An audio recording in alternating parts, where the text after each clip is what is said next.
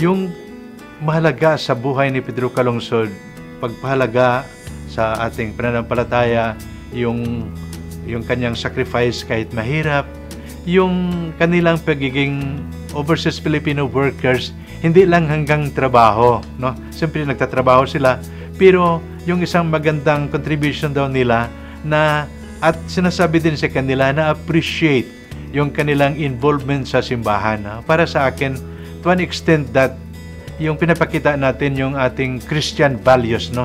Yung pagiging masipag sa pagtrabaho, yung pagiging maganda yung relasyon, no, sa ating mga neighbors, yung kanilang pagsimba kung linggo, yung involvement sa simbahan, at yung iba-iba pang mga bagay na yung neighbors nila makapagsabi, iba talaga yung Pinoy, no?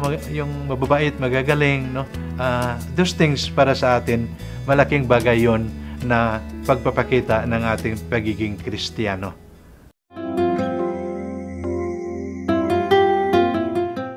Sa inyo pong ating mga kapatid, inanyayahan ko po kayo, una, pasalamat tayo sa Panginoon, binigyan tayo ng bagong santo, San Pedro Calungsod.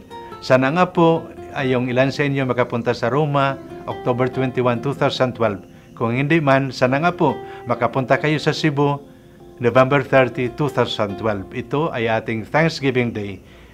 Sa inyong lahat, sabay-sabay tayo magpasalamat sa Diyos. Sana nga po pagpalain kayo ng Panginoon sa pamamagitan ng panalangin ni San Pedro Calungsod.